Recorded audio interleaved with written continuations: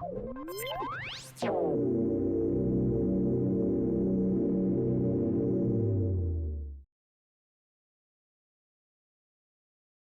we're going to begin tonight talking about the moral life. So the Catechism, I think we've mentioned on several occasions before, is broken up into 4 parts. And so one of the parts has to do with prayer, one of the parts has to do with the creed, one of the parts has to do with the sacraments, and then one of the parts has to do with the moral life. So this section starts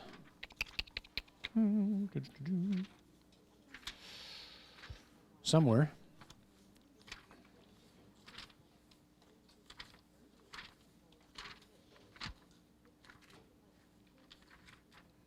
(1691) is where it starts. So we're going to use this section, like all the sections in the Catechism, right? Is again particularly rich and worth diving into. The challenge of learning about the moral life is, at least in the Catechism, is we're often going to get, if we're looking at particular things, we're going to get short answers, which are great, they're helpful, but we don't get long explanations as to why, which is not always helpful. So as we're going through all these things, tonight's really just kind of an overview to the moral life. But as we go through these, hopefully questions will arise, perhaps on difficult moral topics. And if they do, we just want to encourage people again to take advantage of putting a question in the, leave it on the table or whatnot, and we'll just kind of use that as an opportunity for us, either at the beginning of each of the next few weeks or at the end of each of the next few weeks to look at those. We want people to really have the freedom. We want to encourage people to ask. There are lots of questions that people have about living, so please ask. Let me mention 3 books, if I can, real quick, that I found personally really worth reading on the topic of the moral life and freedom and sin and whatnot. So one is, this just came out. It's an anthology of little essays written by a guy named James Schall, Schall. It's called A Line Through the Human Heart, subtitled On Sinning and Being Forgiven. James Schall is one of these, it's kind of like a Peter Kraft. You could just dip the whole book and highlight, and it's worth it. It's very rich reading, quite good. And then 2 books by a guy named Joseph Pieper, Pieper.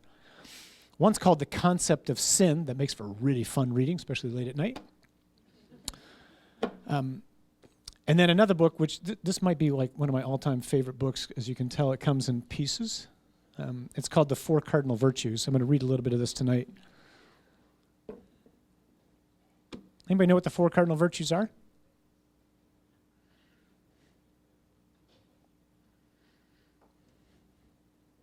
Anybody know why they're called cardinal? Because they came from St. Louis. It's damn usual. No. So cardo in Latin is the word for hinge. So the idea here is, this is actually a pre-Christian concept. Cardinal virtues are those acquired, perfected habits that enable us to live this free, easy life. Like a door swings on a hinge. So when your hinge is filled with rust, or it's bent, the door doesn't swing very easily. My life often looks like a hinge that's covered in rust or bent, and it just doesn't open very well. So the cardinal virtues are these perfected habits that enable us to live a good life, and you do it easily. We'll talk about that as we go along. So this is a book I would, this is one of those books that as I read, I find I read with longing, like I hear things described. So whether it's courage or prudence or temperance or justice, those are the 4 cardinal virtues, by the way. I just kind of go, oh, I would so love to have that. So, yeah, Pieper's a masterful teacher. So as we begin doing this, here's what's in my mind as I was praying about tonight. I felt like the Lord just wanted us to reflect on. So we're going to talk about the moral life, and I was talking with somebody just the other night about their son who's kind of away from the faith not Catholic, but away from the Lord, raised in the faith, and has made a decision to just kind of push God to the side for right now. And we were talking about, why do you think that is? And she said, I think it's simply because he doesn't want to submit to any kind of authority. Which is true for most people, right? Might be true still for some of us. So as we're going through this whole rerouting process, I pray anyway that one of the things that's becoming abundantly clear is, who is this God? And the more that our image of God can become healed, the more that we can find it easier to obey him. Remember, so obey just means to hear. So obey comes from two Latin words, means to hear from. The question is, who's talking? Who's asking me to surrender? Who's asking me to do this and not to do that? And for so many of us still, our image of God is a horribly defaced and deformed image. Father Prentice is going to talk about that this weekend when he talks about the call to discipleship, which is what's going to be the theme this weekend in rerouting. And he's going to talk a little bit this weekend, and it's important, I think, tonight as we begin to talk about the moral life, to think of it this way. We need to make sure that everything we hear from God, we hear through the language of love, as opposed to through the language of lawgiver or judge or simply teacher. God gives laws, God judges, God teaches, but God is love. And so when he asks things, we need to make sure that the tone that we're hearing and that the one we see talking to us is a God who loves and who demonstrates his love by going to the cost of laying down his life for us. Does that make sense? So we're going to look tonight, just quickly, kind of an introduction to kind of the Ten Commandments and what we call the Beatitudes. But so let me just ask this question first. So I always entitle this section, when we teach it, why should we bother to be good? Just think about that for a minute. What is the reward of being good? Don't answer it, just think about it. Why should I do this? And I think it's especially problematic in the culture in which we live. It always has been, but maybe it's more magnified now simply because of the media and the accessibility we have to all sorts of people who clearly do not live a good life and who seem to be having the time of their lives.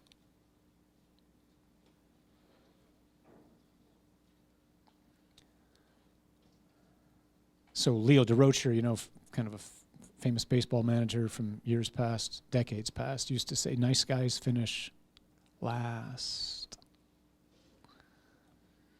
Why would I possibly bother to be good in this culture? So one of my favorite Psalms when I'm feeling particularly prone to just kind of imitate what's going on in the world around me is Psalm 73. Flip to that real quick. So Psalm 73 begins this way: truly God is good to the upright, to those who are pure in heart. But as for me, my feet had almost stumbled, my steps had well nigh slipped, for I was envious of the arrogant when I saw the prosperity of the wicked. For they have no pangs. Their bodies are sound and sleek. They are not in trouble as other men are. They are not stricken like other men. Pride is their necklace. Violence covers them as a garment. Their eyes swell out with fatness. Their hearts overflow with follies. They scoff and speak with malice. Loftily they threaten oppression. They set their mouths against the heavens, and their tongue struts through the earth. People turn and praise them and find no fault in them, and they say, how can God know? Is there knowledge in the Most High? But these are the wicked. always at ease. They increase in riches, and all in vain have I kept my heart clean and washed my hands in innocence. For all the day I have been stricken and chastened every morning. So here's a man who's looking around the world, just like we can be tempted to look around the world and go, okay, I'm trying to live a good life, or I'm thinking about beginning to live a good life, and I'm reading the papers, or I'm logging on the internet, or I'm watching TV, and she doesn't look like she's living a good life, and she looks pretty happy. He's not living a good life. So why should I bother to do this?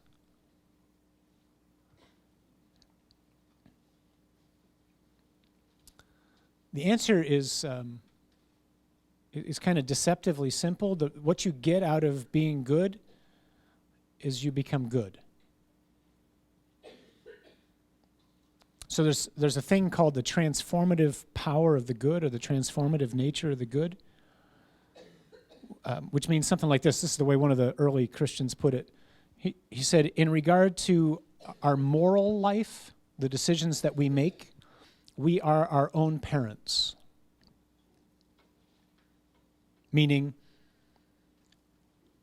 I am the man I am because of the choices that I have freely made. Which is really kind of disturbing. Because some of the choices I've made are not really good choices. But blessed be God, one of the choices I can make is to repent. So we become who we are by what we choose to do. So I've got a couple of young guys I'm thinking of. They're both in their mid-40s now, and they just had a horrific childhood. Divorce multiple times, abuse, verbal, physical.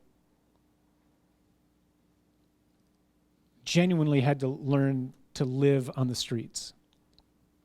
And somehow they've made it. But even at this age, in a certain sense, they still kind of justify not being better than how they are because of how they grew up. And they continue to use that as an excuse. Now, that's not, don't misunderstand me, that's not to say that what they went through wasn't terrible and it doesn't have an impact. The things that I went through in my life still have an impact on me. I've got scars because of them. But at a certain point, I have to look back and go, you know what? I can't keep using that as an excuse for how I am. Like, no one has a gun to my head saying, because what happened in my life, therefore I get a free pass to just be a total jerk. And surely you understand. I mean, if you had lived my life, you'd know why I am the way I am. No. There's no excuse for me choosing to do certain things.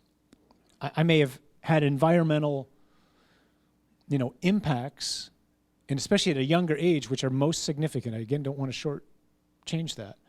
But at a certain point, everybody has to come to a place where they go, you know what, but I'm a man or I'm a woman, and I can make choices.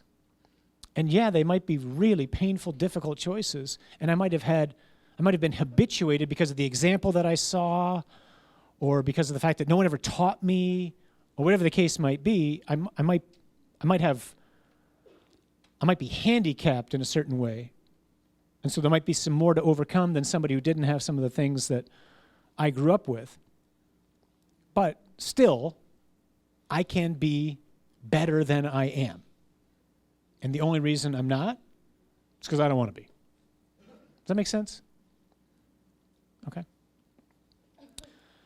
So, what I get out of being good is becoming good. So Pieper, here's this little section in Pieper. This is one of those passages that makes me go, oh, wow, that would be so nice to have. So he's talking in a particular way here on the virtue of temperance. So temperance is the habit of a well-ordered interior life. And so he writes this at one point. He says, in St. Thomas Aquinas' explicit opinion, the effort of self-control pertains only to the less perfect steps of the beginner,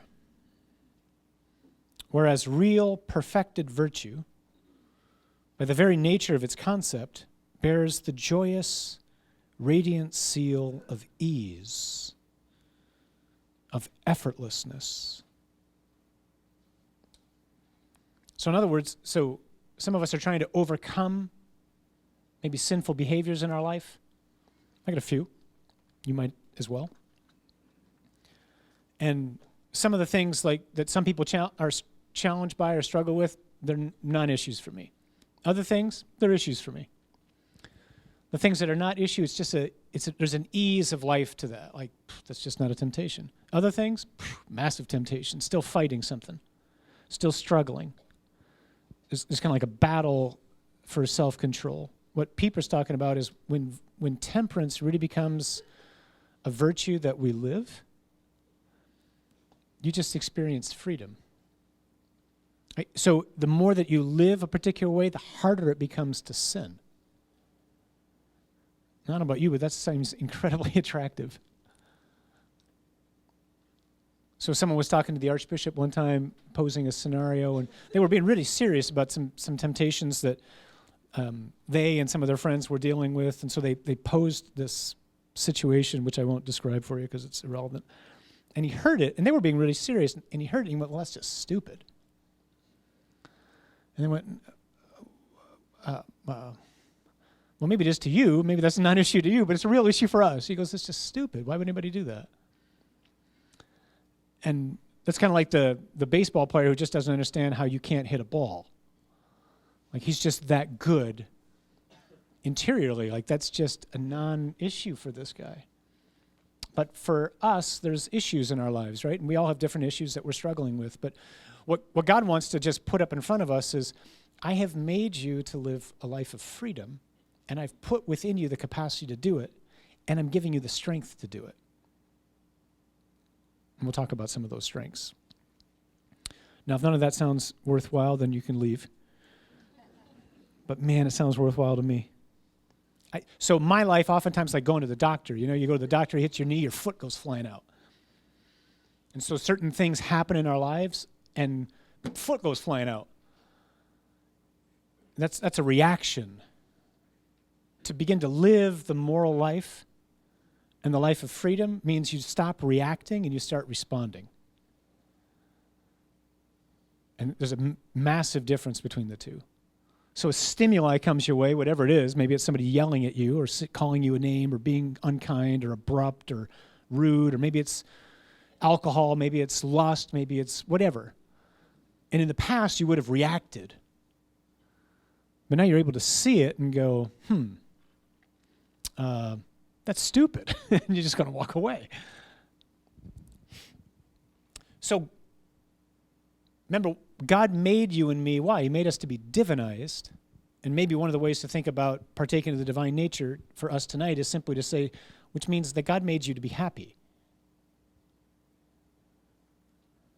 God is the happiest of all beings. No one is happier than God. God's not up there looking down from heaven going, wow, it looks like they're having a good time. I wish I could do that, but I can't. I'm God. God's just infinitely happy. And he wants you and me to be happy. We got to explain that word. We will in a second. So that's why we're here. That's why we've been created. I often think we talked a little bit last week about the wedding at Cana when we were talking about that question that Jesus asks of his mother when he addresses her as woman. So it's just worth noting, like the first miracle of Jesus is 180 gallons of wine. That's not insignificant. Like, God is a God of joy. And he made you for joy. Not for mere pleasure, for joy and for happiness. Pleasure's fleeting, and it often becomes addictive, and then it often becomes impossible to replicate. Joy is of a completely different kind. So and God has created us in such a way so that we have this drive to happiness. So even when you sin, even when I sin, what's pulling me to sin? It's a perceived happiness or a perceived good. I think I can get something out of X, whatever X is right now. And so even if it's a false understanding of a good or it's an inordinate preoccupation with a particular good, that's what's motivating me. So, you with me? So we're just wired this way. It's just that because of the sin of Adam and Eve and the wound that you and I have, this concupiscence that we've talked about on several occasions, this inclination to selfishness, my ability to see the true good is skewed oftentimes, and my ability to carry it out is weakened. But I'm not, even though I walk with a limp, that's how I think of concupiscence, I'm not doomed to fail. And the grace of the sacraments in a special way. Remember, when I think about sacraments give grace, what's grace? Grace is power. So God gives me supernatural strength to become a man evermore or a woman evermore conformed to the image of Jesus, which is to say to be happy. So I'm not left alone, and I think too many Christians either understand the Christian life or explain the Christian life as a matter of trying harder. And by all means, our effort is required. But if it's just up to my effort, I'm doomed. But it's not just up to my effort. It's up to my cooperation with His grace, which is being offered to me. So we talked about this a couple weeks ago when we were talking about baptism. Baptism is not this beautiful message of the all clear, the battle is over. Baptism is the announcement that you can actually win now. Now there's a chance for victory. Right? So let's flip to Matthew 5 at the Beatitudes real quick. This will be kind of a way into happiness. So the Beatitudes are oftentimes called, it's like an examination of Jesus' heart. Jesus is, all these things are a reflection of His interior life. You might hear sometimes about the gifts of the Spirit. So the Holy Spirit gives different gifts to different people for the building up of the body. So some people, speak in tongues. Some people have gifts of healing. Some people have gifts of administration or prophecy or whatnot. And He gives different gifts to different people. I used to think of the Beatitudes that way. I used to think like, oh, cool, I think that's me. I got that one. I don't have any of these other ones, but I think I'm pretty good at that one. And then I realized one day, no, I'm supposed to have all of these. And I went, oh, well, that's really kind of sobering. I was pretty excited about having almost one. So these are not like find the one that you are. These are shoot for all these, okay? So this begins what's known as the Sermon on the Mount, which is Matthew 5, 6, and 7. And it starts this way in Matthew 5, 1. Seeing the crowds, Jesus went up the mountain. And when He sat down, His disciples came to Him, and He opened His mouth and taught them, saying. So this is supposed to help us understand that Jesus is the new Moses. So Moses receives the law from God on Mount Sinai. We're going to talk about that in a moment. So Jesus is we've been talking about types, right? People, places, events, things in the Old Testament that help us better understand people, places, events, things in the New Testament. Moses is a type of Jesus. Moses receives the law. Moses is the means by which God's people are freed from slavery. Moses used to speak with God face to face, but he's just a type. The real man did all those things, but he's pointing us to Jesus. Jesus is the one who truly gives the law, and not just gives the law, but gives His Spirit, which enables us to live the law. Jesus is the one who delivers us from the ultimate slavery, which is sin and death and Satan. Jesus is the one who leads us into the true promised land, which is home, heaven. That's the importance of going up the mountain. Okay. So He opens His mouth and taught them, saying, blessed. Anybody got a different translation of blessed? A different word? Some Bibles have, fortunate, happy, which is really kind of a weird translation. So blessed are the poor in spirit, for theirs is the kingdom of heaven. Now listen to these with the ear of the culture in which you live.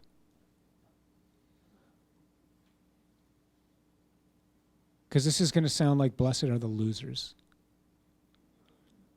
And this is one of the passages where Friedrich Nietzsche, who's this tremendously influential thinker still for our culture, just flat out rejected Christianity. This is a faith for slaves, is what he said.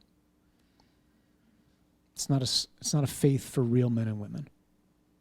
Blessed are the poor in spirit, for theirs is the kingdom of heaven. Blessed are those who mourn, for they shall be comforted. Blessed are the meek, for they shall inherit the earth. Who wants to be these things in the world in which you're living?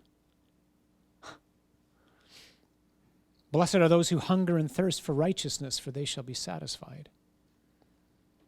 Blessed are the merciful, for they shall obtain mercy. Blessed are the pure in heart, for they shall see God. Blessed are the peacemakers, for they shall be called sons of God. Blessed are those who are persecuted for righteousness' sake, for theirs is the kingdom of heaven. Blessed are you when men revile you and persecute you and utter all kinds of evil against you falsely because of me. Rejoice and be glad, for your reward is great in heaven. For so men persecuted the prophets who were before you. The world's Beatitudes go something more like this. Blessed are those who indulge in every appetite that they have. They will be satisfied. Blessed are they who hold bitter regrets. Blessed are those who impose their will on others. They shall get what they want. That's what we live in, right? So the key word here is the word that gets translated as blessed. So the Greek word is makarioi, M-A-K-A-R-I-O-I. And it gets translated in lots of different ways. Could be blessed, could be happy. The best translation might be something like this. This is kind of a poetic translation. It's something like on the way. On the way are the poor in spirit. On the way are those who mourn. On the way are the meek. On the way are those who hunger and thirst. On the way are the merciful. On the way are the pure in heart. On the way are the peacemakers. On the way are those who are persecuted for righteousness' sake. On the way where? To conformity to God. Because that's who he is. So part of the challenge for happiness for us is we tend to think of happiness as a subjective feeling. How are you? I feel happy. I don't feel happy right now. But happiness is, while there's truth to that, I mean, there's certainly a subjective dimension of happiness. The real point of happiness is not a subjective feeling. Happiness is an objective state. So happiness comes from a Greek word which we could translate as to have a good soul. That has nothing to do with how you feel. It has to do with the objective reality of your interior life. So to be happy means to be ever more in conformity to the one who is God.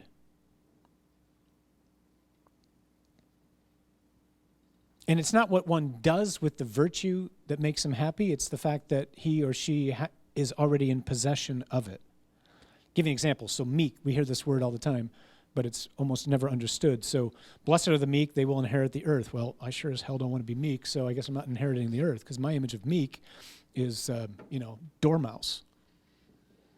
And I don't want to be a dormouse. I'm not timid. I don't want to be shy. That's not me. And it's not most men that I know, and it's not a lot of women that I know either. So what do I do with that? But maybe we don't understand what meek means. Because meek's the only word that Jesus ever uses to describe his interior.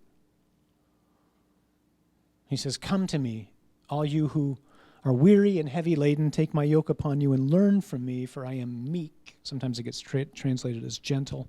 The Greek word is praus. I am meek and humble of heart. Well, Jesus is no dormouse, and he's not timid, and he's not shy. He makes a cord of whips. So meek, that word that gets translated has lots of different understandings, but one of the understandings and one of the translations of it is meek is strength under control. It's a word which was used by Greeks and Romans for breaking wild horses. So Chris comes to me and I say, hey man, check out the horse I just bought. And you look at it and you go, I think you got ripped off, Padre. I go, why's that? He goes, it's wild. Can't do anything with it. And I look at it and I go, shoot, should have looked at that before. Okay. And I invite you back, and you come back in a month, and I go, check out the horse. I meeked it. Same horse, all its power, perfectly under control. That's meek. That's Jesus. He is the one through whom the universe was made. Everything he does out of love. There's no reaction like the doctor hitting your knee and your foot flying out. Jesus never reacts. He always responds. So that's what he's calling us to. So oftentimes our understanding of these just, needs some adjusting or fine-tuning. We got to always make sure when we're reading the scriptures, we're not reading them in the way that we perceive them to be. We have to understand what they're really actually saying.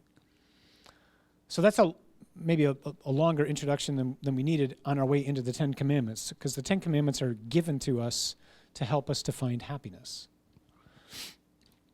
So the Ten Commandments aren't impositions, they're not restrictions on our freedom. They're not these arbitrary set of rules that God just made up so that we wouldn't have too much fun. Because again, a lot of us have this image. These things may sound silly out loud, but a lot of us think this way inside. Our image of God is something like this. Okay, God's saying, just suck it up. Life's going to be hard for about 90 years. It's going to be miserable, but don't worry, there's a Cupid doll at the end. And to be sure, there is pain and suffering in this life. And so to believe in Jesus is not, hey, sweet, all my problems are gone. He suffered, so I don't have to. No, not true. He suffered so that my suffering would be meaningful. But the Lord's not sitting there going, okay, I just got to keep taking a couple of pounds of flesh out of you, and then when you've suffered enough, boom, okay, you can come in. Even in the midst of suffering, it's possible to find joy. So that's important as we think about the commandments. John Paul used to talk about the commandments as the 10 gifts that God gives. Gifts given to us to help us to become good.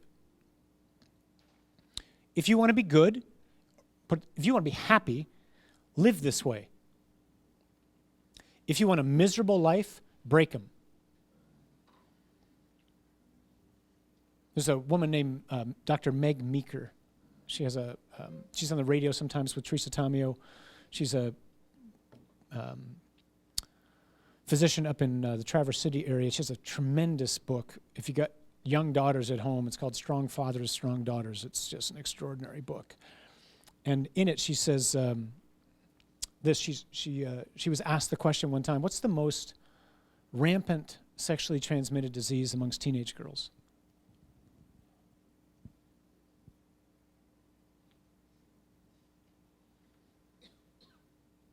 What do you think it is?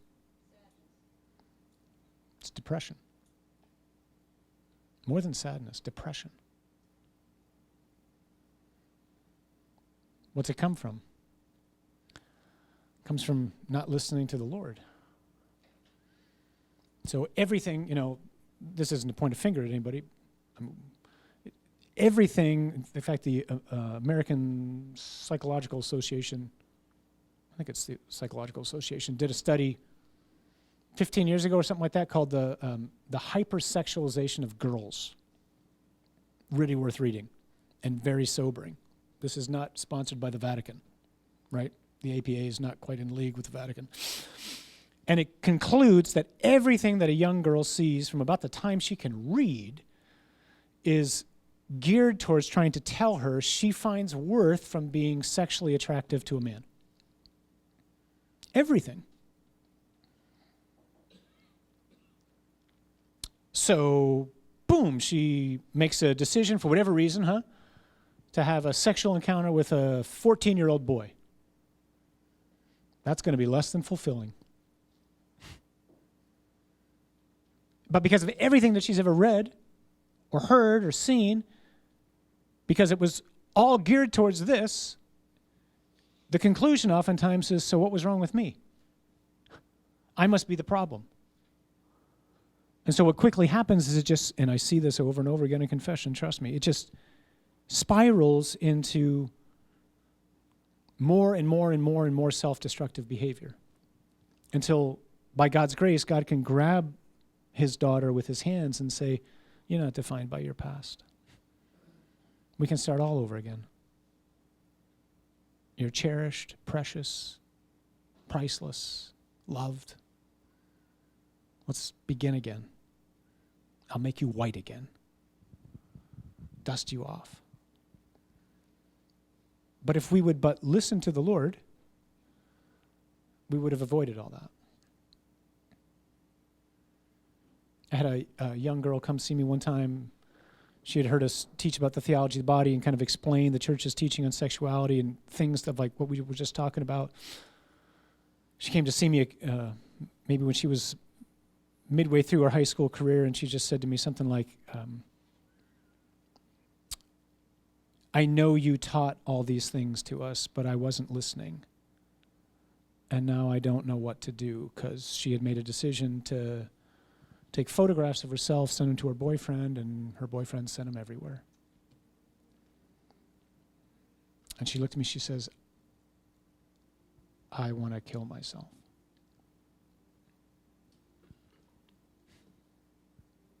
Is there hope for me?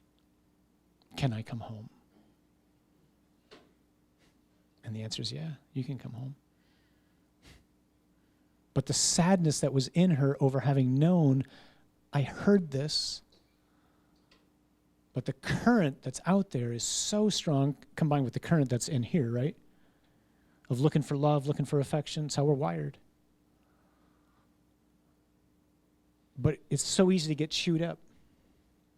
God's in the business of restoring, repairing ruins, putting us back together. That's the great news in all this.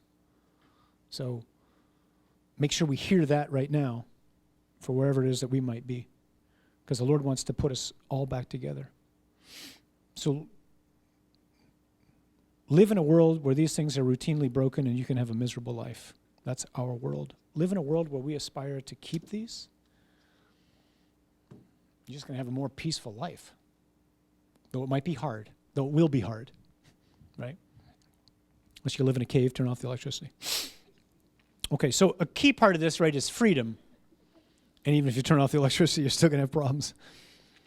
So we talked about freedom earlier on in rerouting a little bit. So freedom is one of these terribly misunderstood words. So our culture tends to think of one dimension of freedom, freedom from.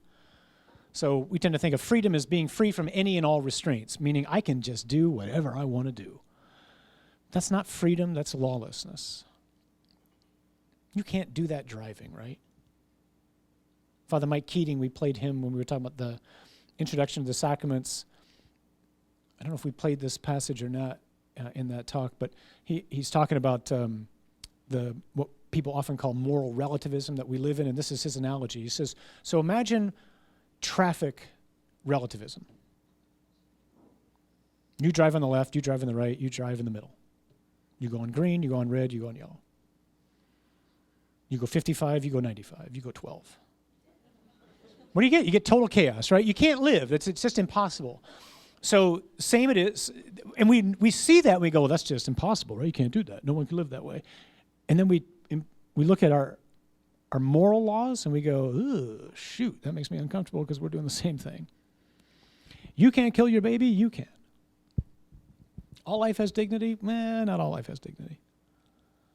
That has worth, that doesn't have worth. We're living in an age like that. We have no grounding, no objective grounding in the laws that we make.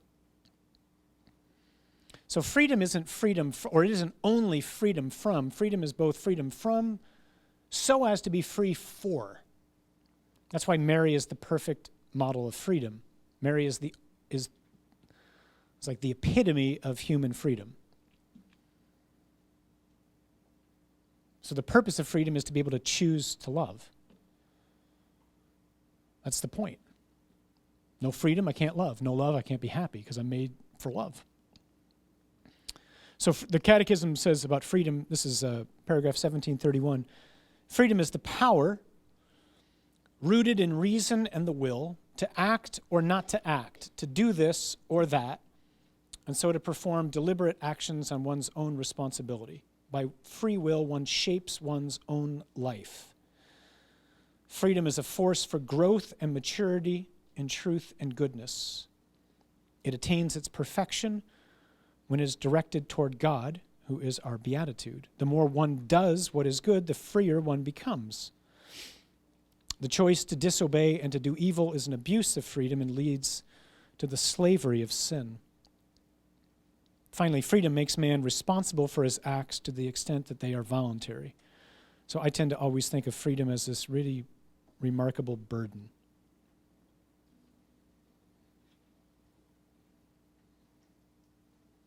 Like, I am who I am because of me. So freedom is a huge weight. And our choices really matter. Like, they really have consequences. They make us to be who we are. And with each choice, I'm solidifying who I am. A buddy of mine teaches at a Catholic high school, all-boys Catholic high school, and he says to all the kids freshman year, all boys set out to be men. Some of them make it.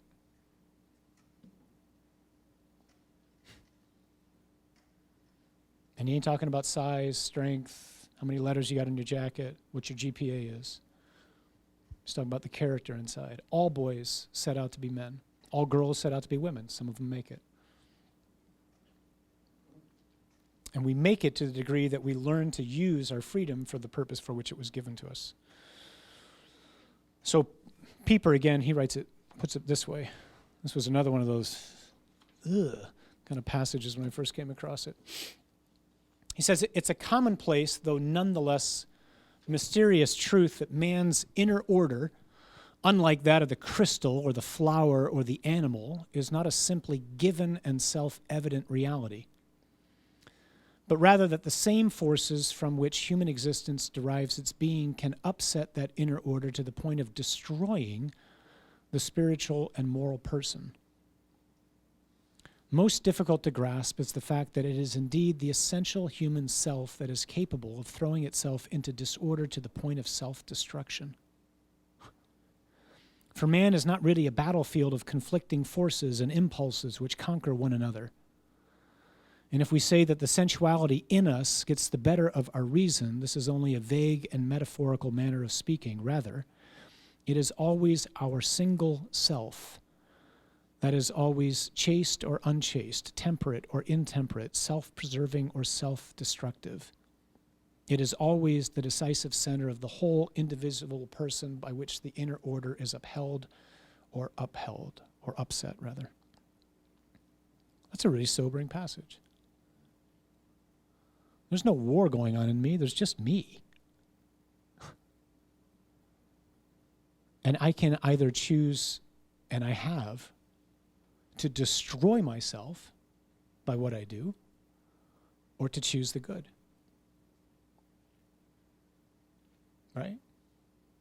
So I'm thinking of a buddy of mine who was addicted to crack.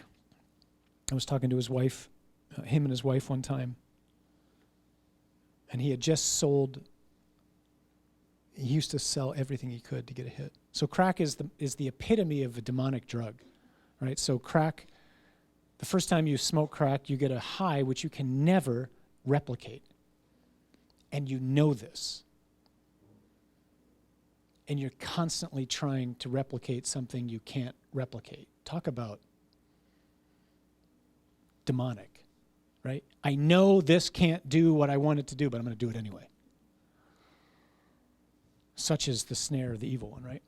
So this guy he sold his car once, he would sell his body. One time he had sold all the furniture in their house. And that had just happened. So his wife goes into a rage, right? So they came to see me. We're sitting there. She's just lighting into him. And as she's berating him, he turned and looked at her and says, "Do you think I like this? I hate what I do. I can't get out."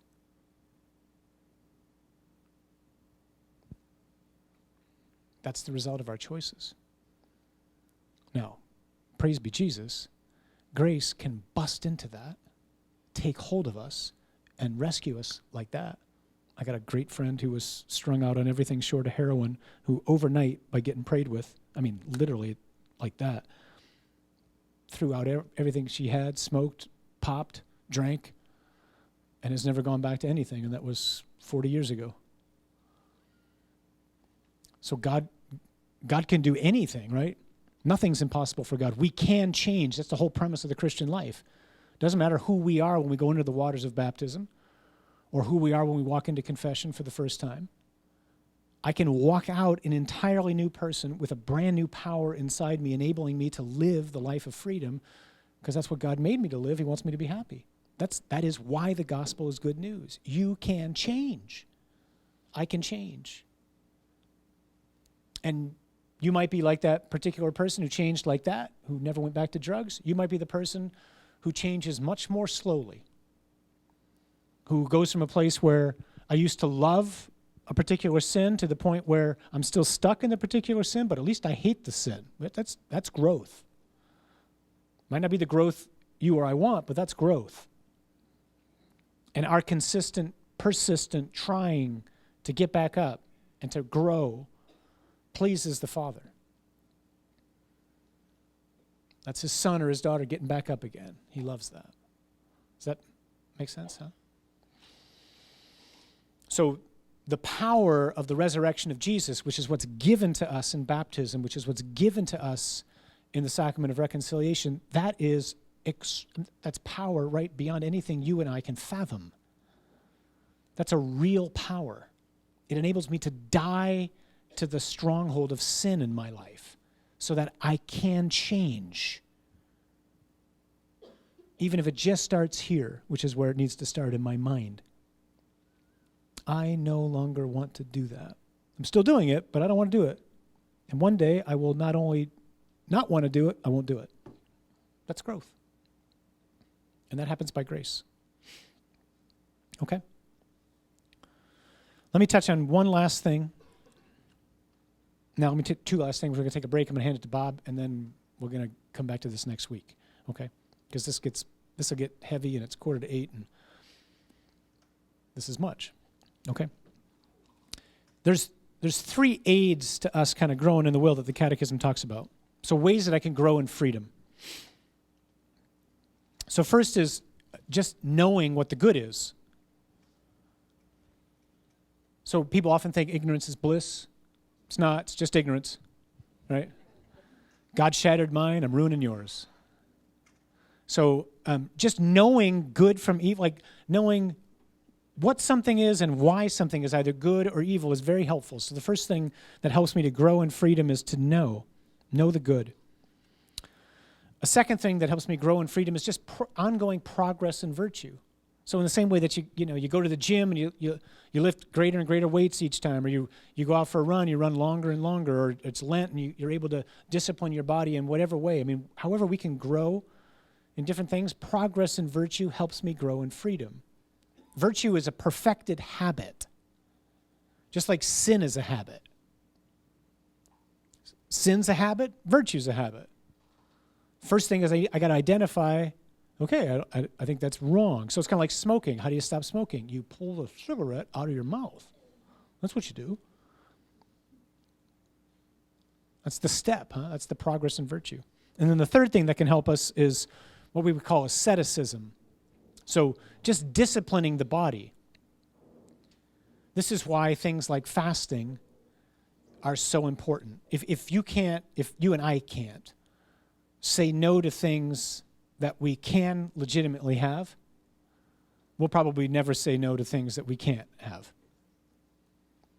So it's a good thing to be able to say, that's a good thing, and I could have that, but nope, I don't need it. I'm going to pass.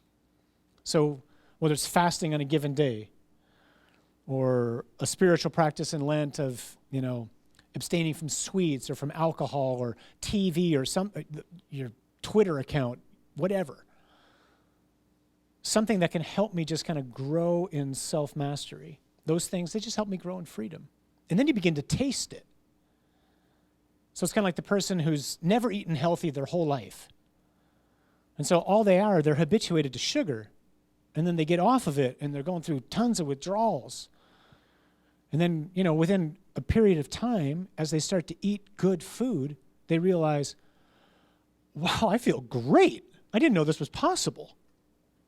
Like, I've never felt like this. I got energy. I don't crash in the middle of the day.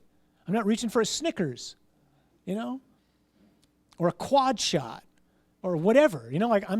I feel good, but I didn't know you could do that. That's kind of the moral life too.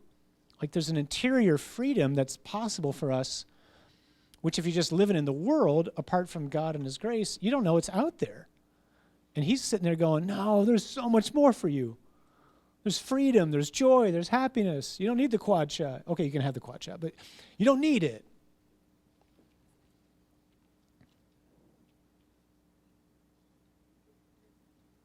Yeah, I'm going to stop there because I'm going to get more lost in sin, and that's a really depressing way to end tonight, so I don't want to do that. So let's take a break. Let's have lots more food, stuff our faces with pizza, and just fill up on anything you want, and then Bob's going to talk to us a little bit about some things we need to know. And the next week, what we're going to do is get into the 10 Commandments. Here's what I would ask for next week, if you would. Just maybe throughout these days, just linger and pray with the 10 Commandments. So they're found twice. They're found in Exodus chapter 20 and in Deuteronomy 5. And I would just pray with them and ask the Lord to speak to us as we do that. And to understand that when the Lord's talking here, when he says, you shall or you shall not, the you there is not y'all. The you is Joanne. You, Joanne, shall not take the Lord's name in vain. You, Dan, shall keep holy the Sabbath. You, John, shall not commit adultery. You, Julie, shall not covet. I mean, whatever. It's your name. It's my name. This is direct address. Just like we were talking about with the tree of the knowledge of good and evil, this is God inviting us into a friendship. And it requires a response from me. But it's personal friendship that's being offered me by the Lord, who is a liberator, a rescuer, a savior, a lover, who makes me to be free and you to be free. And so out of his desire for us to taste that, he says these things to us, okay? So let's just pray with him this week and ask the Lord just to speak to us and maybe to show us those particular things where right now I'm not living in freedom. And then just ask him, Lord, give me a hunger to be free there. And then let's pray for each other that we'll experience that kind of increase in desire this week and an increase in the practice and the growth of virtue that whatever it is that we most want to have. Okay?